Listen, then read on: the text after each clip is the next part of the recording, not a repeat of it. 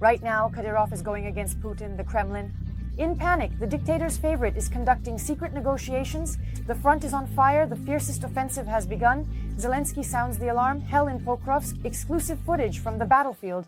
The long Neptune is already in action. The Ukrainian deadly missile gave the occupiers a hot night. And this is just the beginning. All this and more in our broadcast. Hotspot. Kadyrov betrayed Putin. Panic in the Kremlin. The once recent favorite of Putin is even conducting secret negotiations with certain Middle Eastern leaders about the safety of his assets and security guarantees for his family members. What made the dictator's favorite fear for his life? All the shocking details in the report. Once a loyal infantryman of the Kremlin, Ramzan Kadyrov is now himself in the crosshairs. Moscow trusts Dondon less and less. I will always be his loyal comrade, whether he is president or not. Giving one's life for such a person is the easiest task.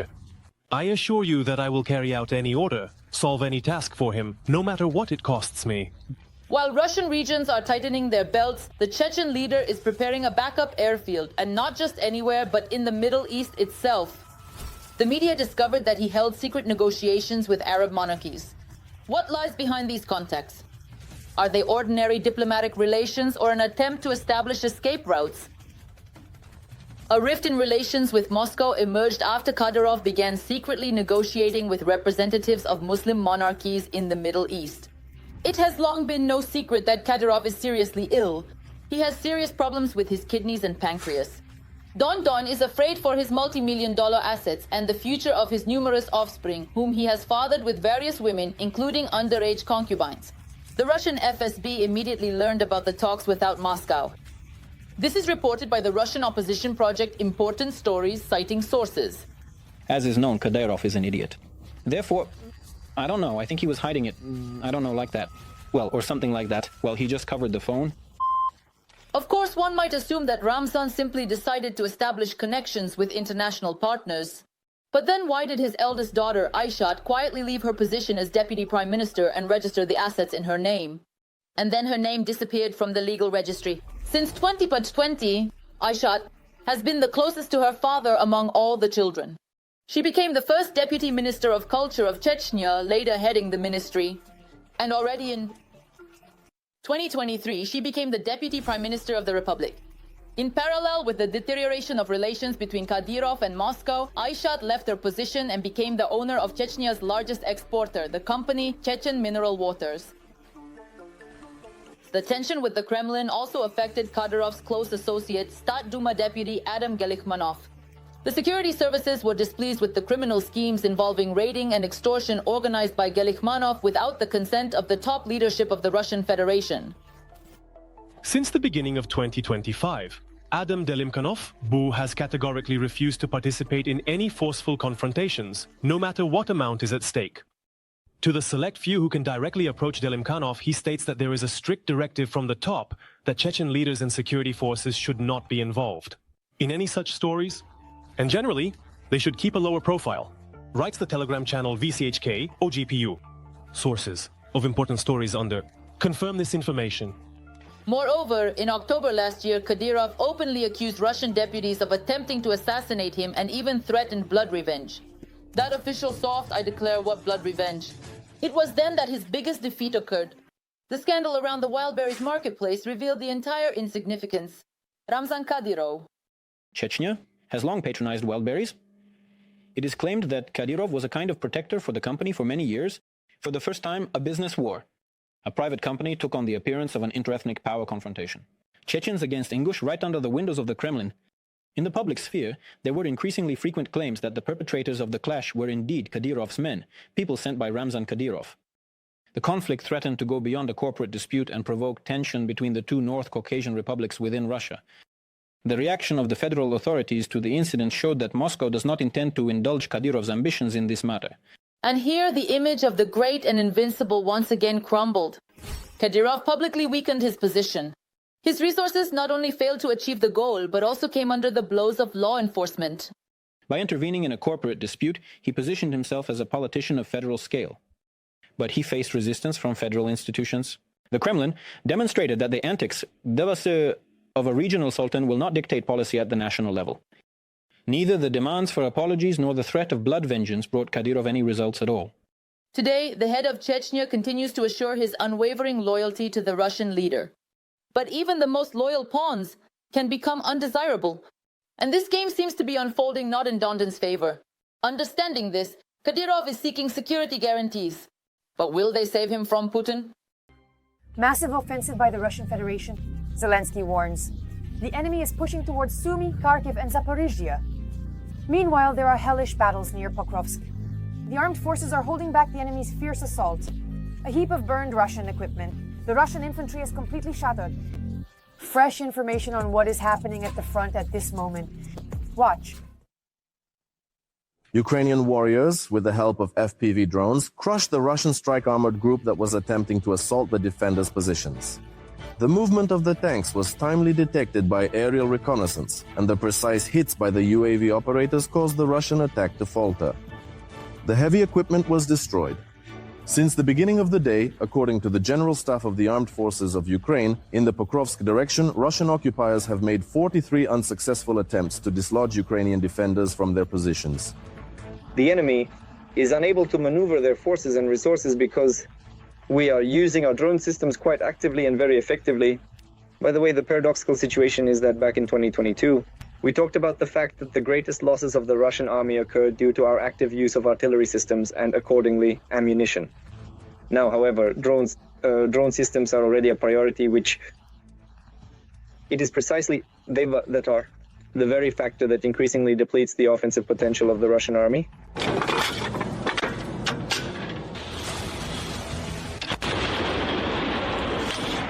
In addition, 11 Russian assaults were repelled in the Lyman direction and 9 each in the Kursk and Toretsk directions.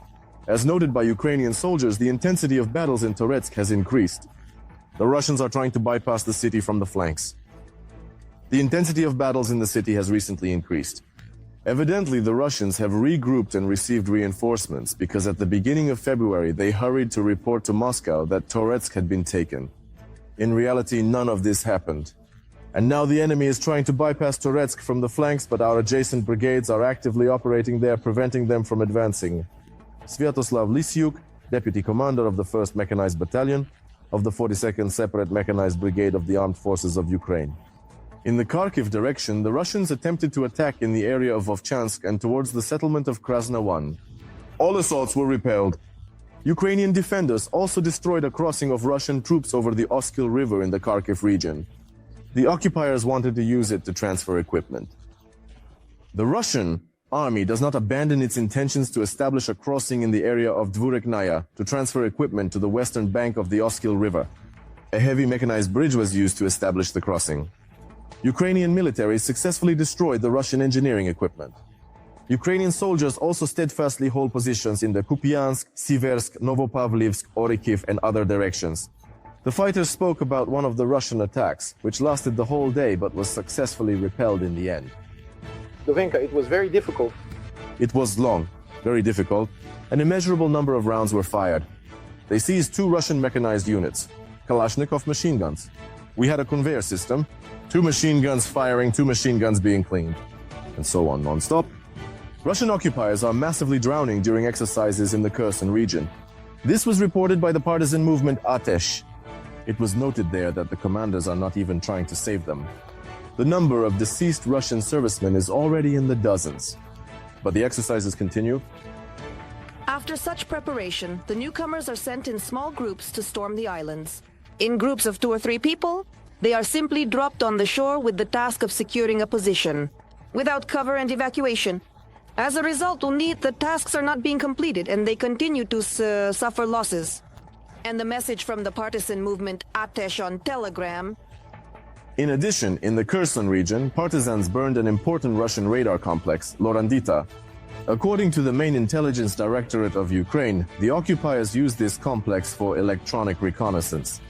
The main intelligence directorate emphasized the loss of Lorandita, a significant weakening of the capabilities of the aggressor country's army. Russia is preparing a new offensive on 3 regions of Ukraine. This was reported the day before by Volodymyr Zelensky, citing our intelligence data. Putin wants to carry out several offensive actions, as we said, in the east, to continue in the Zaporizhia, Kharkiv, and Sumy directions. he will try to do this. For what purpose? In order to put maximum pressure on Ukraine. When will this happen? Believe me, he will try to do all this in the coming months. Analysts believe that an intensification of combat clashes is to be expected at the end of April, beginning of May, primarily due to weather conditions. Moreover, this will be another attempt to sway the world to his terms of peace during negotiations. He needs to demonstrate momentum, pace, to show that the longer you refuse to agree to surrender, the sooner I will achieve this result by military means. And undoubtedly, the military campaign, the offensive, will certainly begin in the summer. Military experts say that an offensive on Sumy, Kharkiv, and Zaporizhia does not necessarily mean that Russia can exert equal pressure in all directions. Some analysts believe that the main strike will be carried out only in the direction of the Sumy region. In the Kursk region, they were indeed able to liberate Sudza and so on. They will undoubtedly try to create more favorable conditions for themselves precisely in this area. However, it is also expected that the enemy will concentrate the main strike from the south on Zaporizhia. Any major offensive operation is not conducted in one place. It is usually chosen in at least two directions. Options are 3 to 4. It is difficult to say which of them will be the most intense. One can expect that it will be the southern direction, but for some reason it turns out that way. Intuitively, judging by how the Russians are preparing, what will continue in the Buino-Pokrovsk direction is also obvious. The concentration and accumulation of Russian troops there is already coming to an end. Which, by the way, has not yet brought any results for the Russians here. As reported by the military, the armed forces of Ukraine fully control the situation in the Pokrovsk area, and the reinforcement by Russia is primarily due to the inability to show results. The enemy is now simply forced to use more equipment, forces, and personnel because the command of the Joint Forces operation in Khortytsia and the command of the anti-terrorist operation in Donetsk have completely stabilized the front as of today. At the same time, the main strategy today, as before, remains the attempt to cut off our unit from logistics. The enemy currently has one goal: they are gathering equipment. And manpower, both to the left and right of Pokrovsk. They plan to get onto the Kostiantinivka-Pokrovsk highway and approach the Pavlograd-Pokrovsk highway. The occupiers have little chance of achieving this. Losing more than 1,000 soldiers daily, about 70% of these losses for Russia occur specifically in the Pokrovsk direction, which is indirectly acknowledged even by Z military correspondents and Poros TV propaganda. As of today, the Russians are no longer writing that they are approaching the border of the Dnipropetrovsk region because this approach truly turns into a bloody path for them. As of now, this is very important because the Dnipropetrovsk region is already closer to the center of Ukraine. However, the Russians do not abandon their attempts to advance. According to Ukrainian authorities, it is primarily linked to Putin's desire to wage war. The unproductive negotiations between Washington and Moscow. Analysts suggest that the bunker man engaged in dialogue with the states only as a diversion. In reality, his absurd demands for a ceasefire are only needed to continue the war. And considering such an attitude in Moscow, very much so. By the way, leaders of European countries have also become more active in the matter of sending their troops to Ukraine, which, by the way, could completely upset Putin's plans. If we are talking about the mission we are discussing, the European one, should be carried out no later than April, May, so that these contingents, once they have appeared, do not allow the development of an offensive or the mounting of this offensive. It may begin, but it will already be clear. The Kiev won't be taken, hypothetically, Lviv won't be taken, because there are foreign troops stationed there. And therefore, the sky is covered and military equipment is being brought in. You understand the logic, right? That is, even Moscow will stop here. How will we go to Kiev? Who knows what this will lead to? Every voice matters. Join our community, support independent journalism and help us bring you the truth from Ukraine. Become a member of Ukraine Today. Join us now. Zelensky, commenting on the Russians' preparation for a new offensive, responded briefly. The whole world sees that Russia is striving to continue the war. And therefore, partner countries must strengthen sanctions against the Russian Federation and develop a joint plan for the deployment of forces to guarantee security. And the sooner the better. Hell on the Turkish front? At this moment, the Ukrainian armed forces are repelling fierce enemy attacks. But the Ukrainian heroes are not alone. They are aided by powerful American Bradley IFVs, which are tearing the occupiers to shreds. Additionally, volunteers from the USA are fighting shoulder to shoulder with our warriors. How exactly is American equipment crushing the enemy? Exclusive footage from the very heart of the war. Detailed situations on the front in our video. The Russian command has reported at least 3 times about the capture of Toretsk. In reality, after 8 months of daily attacks, the occupiers have only taken control of half of this settlement, losing at least a division of their soldiers. Regarding the enemy's losses, I can tell you, according to our calculations, in the city of Toretsk, about 15,000 irrecoverable losses and around 50,000, possibly even more, sanitary, wounded. There is no clear front line here. The positions of the Russians and Ukrainians can be on different floors of the same building. The heroism of the soldiers of the 100th Brigade in Toretsk, it is impossible to describe or imagine. Well, okay, far away is the new one. Behind the slag heaps, there behind the mountains, we were hit by grads, hit by Vogs. As a civilian, I listened to this song and never thought this would await me. Junior Sergeant Oleg Grankovsky fought in Toretsk against the occupiers for 77 days. They have a cook, a bank of batteries. Power banks, batteries, ammunition, food, water, everything is dropped by drones because it's physically impossible to reach. Oleg is fighting with a trophy, an AK-12, taken from a Russian in battle. We won that battle and took the weapon. How many of them were there? 5 people. And us? At that time, there were 2 on their feet. The most dangerous operation is to bring fighters into the city or to get them out of there. Such American Bradley fighting vehicles are one of the key elements of our defense in Toretsk, and one of the main factors for the survival of our infantry in the destroyed city. This is not only my opinion, but also that of a former infantryman with the call sign Kippish who gladly switched to the Bradley. Good armor, strong. Good armor, sturdy. I felt it myself. We were blown up multiple times, FPVs hit us multiple times. I am sitting in front of you now, alive and well. In front of you, alive and well. Kippish spent many weeks on the front lines, so after Toretsk, taking the position of gunner, he knows how eagerly his comrades, who are defending the ruins of the city, await the Bradley. And it starts up just like this. When the Bradley enters Toretsk, everything the occupiers have is fired at it. Therefore, to replace the infantrymen at the positions, the American combat vehicle is covered by artillery and drones. Sometimes, if the fire is intense, a tank is brought in next to the Bradley. Sometimes the tank crews take the fire upon themselves to give the infantry a few seconds to load into the Bradley. Sometimes it's not scary at all when you're driving, but that feeling is a bit questionable. When you feel like you're not afraid, that's actually bad. And when you're afraid, it means everything is fine. Create many setups. Good day.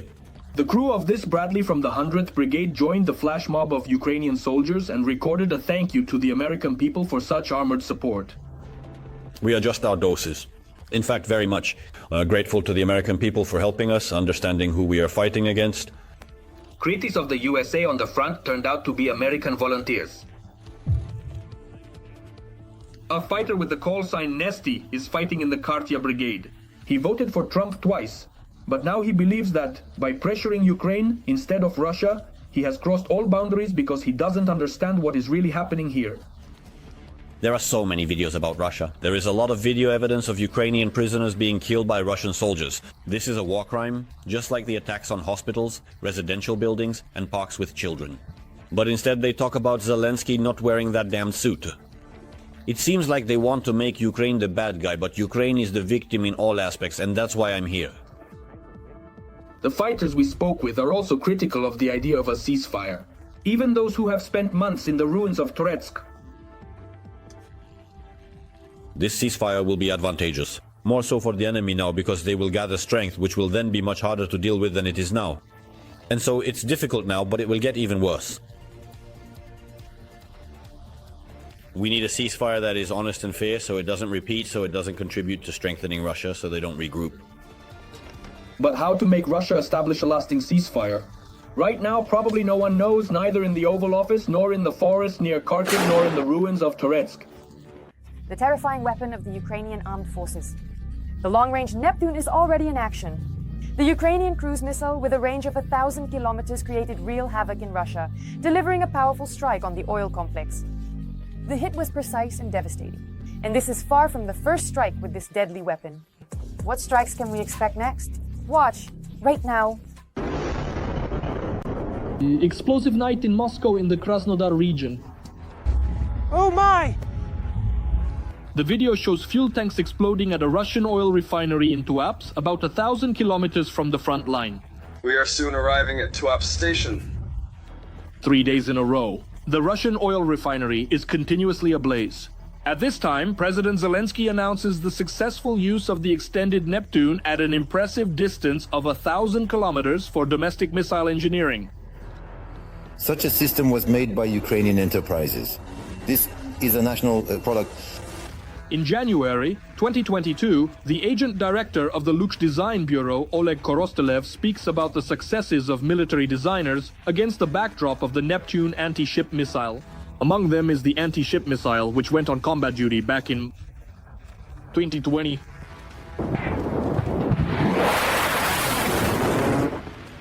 The Ukrainian Neptune, with a warhead of 150 kilos and a flight range of 300 kilometers, is capable of locating and striking enemy ships of various classes.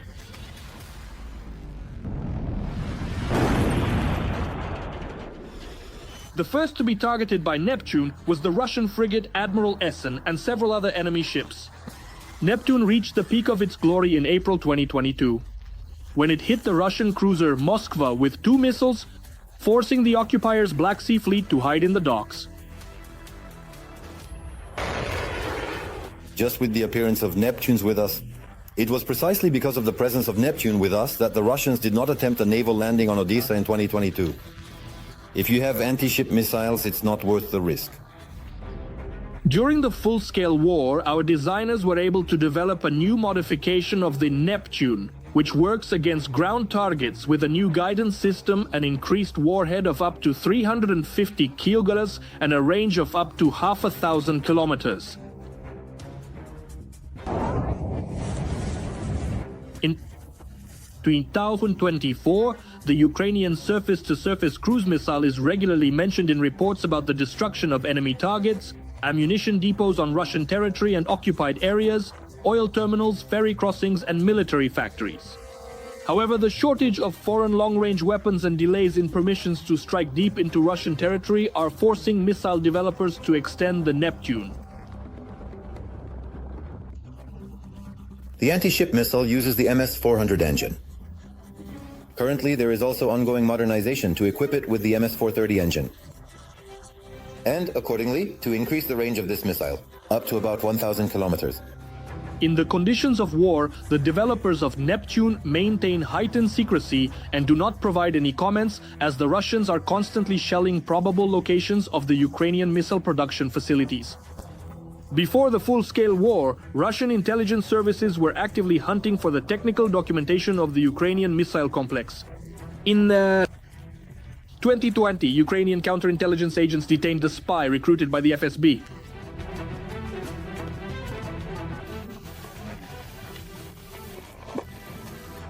The enemy is now trying to learn as much as possible about the production of the Ukrainian missile. Military experts predict that Ukraine is capable of producing several dozen Neptunes monthly. Although their quantity heavily depends on imported components, scaling up the production of long-range weapons could significantly impact the course of the war. Theoretically, it can also be used against airfields and against command system bases, meaning various headquarters. This is the logistics base. So the enemy will either have to move these elements further from the front, which means moving a lot, and far away. The modernized Neptune, along with other Ukrainian developments, the Trembita, the drone missile Peklo, and strike drones, could significantly weaken the Russian military-industrial complex as early as this year. And the main advantage is that Ukraine does not need permission or coordination from Western partners to use its own long-range weapons. Therefore, the hellish chaos in Russia will only increase over time.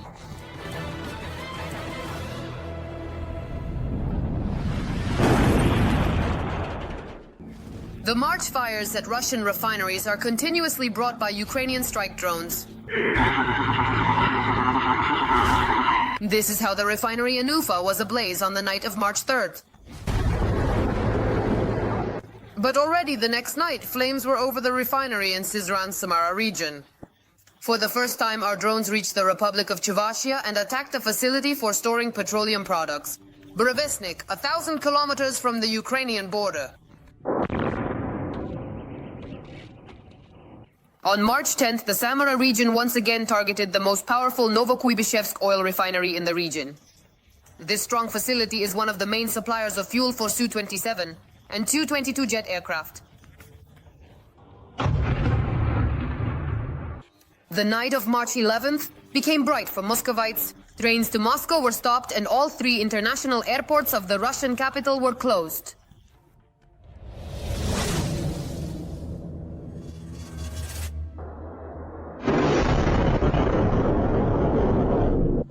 A swarm of Ukrainian drones attacked strategic targets in Russia. The enemy had never seen such a drone strike in their rear before. 100 of our strike birds in Moscow and the Moscow region, in the Kursk, Bryansk, Belgorod, Ryazan, Kaluga, Lipetsk, Oryol, Voronezh, and Nizhny Novgorod regions. One of the most critical nodes is the Moscow oil refinery. And this is the processing of 12 million tons of oil per year. More than our sworn friends consume. Hungary and Slovakia together? This is a strategic enterprise. Aviation gas is produced there and diesel fuel is produced, part of which goes to meet the needs of the Russian troops. The peculiarity of the attack is not only in the quantity, but also in which drones were used for the first time.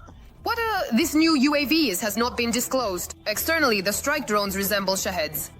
They are black in color, which complicates the work for Russian mobile fire groups. The attack took place on the eve of the Ukrainian-American talks in Saudi Arabia, so it had not only a military effect. The Russian target audience was made to understand that the Ukrainian side has scaled up the production of strike drones and is capable of deploying a sufficiently large number to paralyze the oil refining industry of the Russian Federation. And secondly, again, this enhances the agency of the Ukrainian side in the negotiation process. On the night before the Russian-American talks and Steve Witkov's visit to Moscow, there was another attack. Drones visited the Saratov, Voronezh, Kaluga, and Rostov regions. According to our sources, in the Kaluga region, a drone production facility disguised as a concrete plant was hit. These are the so-called Geran-2, the Russian equivalent of the Iranian Shaheds. As soon as Witkov left, the Russian capital region was once again hit from the sky. Here it is lying. This is the launcher. The attack was less powerful, but we reached the very center of Moscow. The Garden Ring and Kutuzovsky Avenue, which Putin uses to travel from his residence in Novo-Ogaryovo to the Kremlin. They certainly lack the expensive air defense systems to cover all strategic objects. Some S-400 systems have been partially knocked out and a number have been relocated to Moscow. There, a multi-layered air defense system has been created so that Muscovites do not feel the war. Plus, for the 5th time already, this week they attacked the only oil refinery on the Black Sea coast, one of the 10 largest in Russia, in Tuapse. We got hit again. Just so you understand, it's even hot here.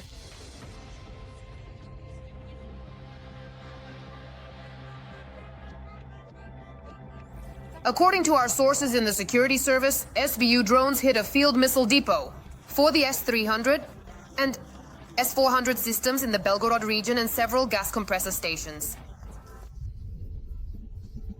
The following night, our drones targeted the Volgograd 2 oil refinery. Since the very beginning of March, Ukrainian UAVs have visited nearly a dozen oil refineries. This is a valuable demonstration of everything. This is not a show of force, it is a response absolutely justified to what Russia is doing to us. For any strike, no matter how vast your territory is or whatever empire you consider yourself to be, you will always get a response from a country like Ukraine. That's all for now. For more fiery news from the front, tune in to the next episode.